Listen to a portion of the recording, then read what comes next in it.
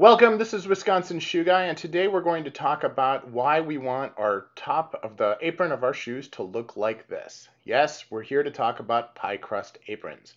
Now, these aprons can look in a lot of different ways. There are many different examples out there. Some are going to be a single piece of leather, some are joining multiple pieces of leather. You'll see this in calf, you'll see it in suede, you'll see it in grain, and you'll see it in shell cordovan. So today, we're going to just take a look and see what we see.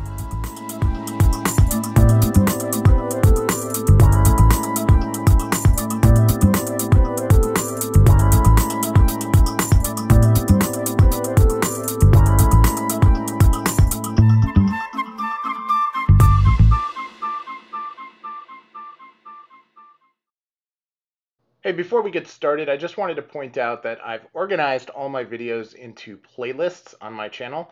So if you're looking for more videos around a specific topic, especially topics like this with general shoe knowledge, you can find all of the videos in one place so that you're able to easily access everything that's out there. Thanks much.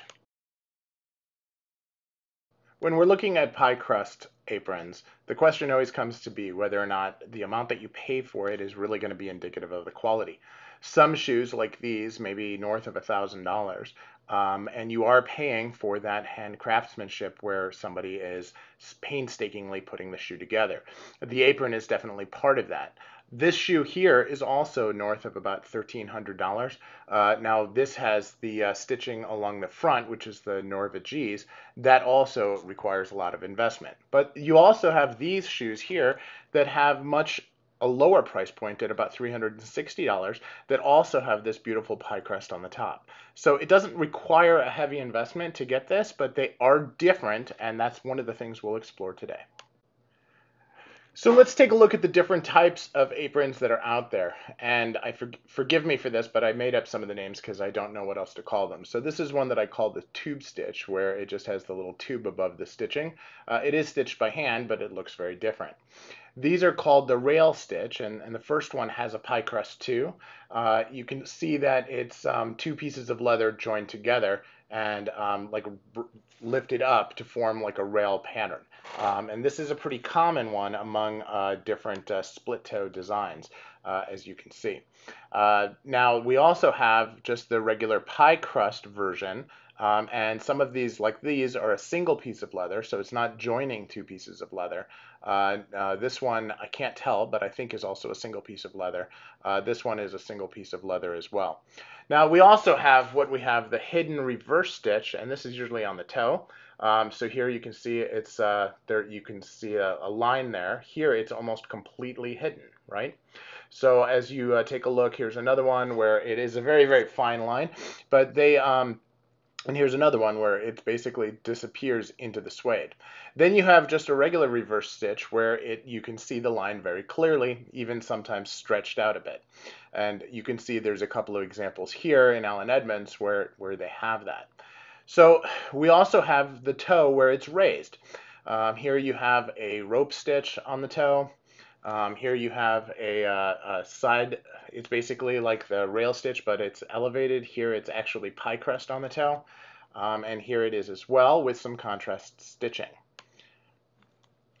So now let's talk a little bit about other toes. Here we have the Algonquin toe, where it's a much longer toe, and the apron itself is shorter.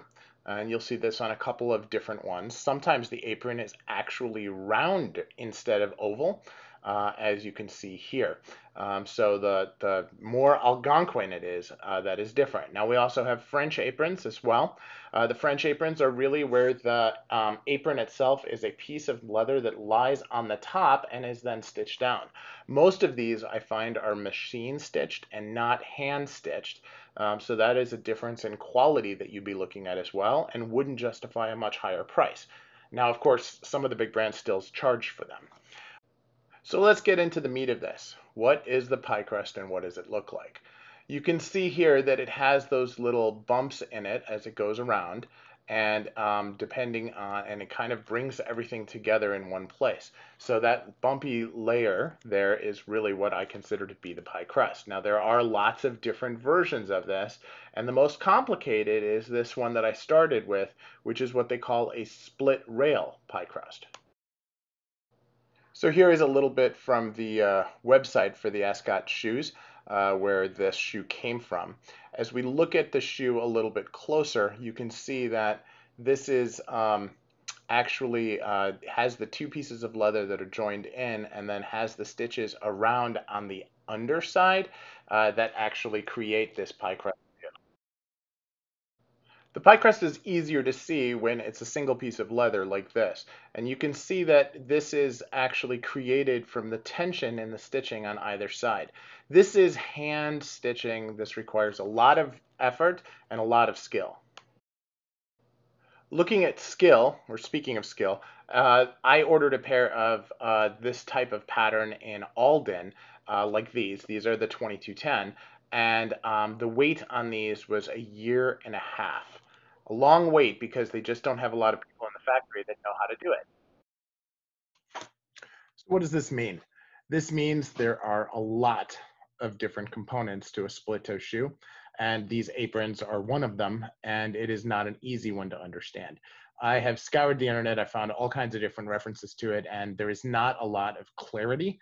There's a lot of mixed information, I guess is the best way to put it. So this is what my understanding is. I am anxious to hear what yours is and what you've heard differently. If you have any good sources that we can do, I'm always happy to do a follow-up to this and to provide more and better information on this at a later time. So let me know what you think, and appreciate you taking the time to watch. Bye now.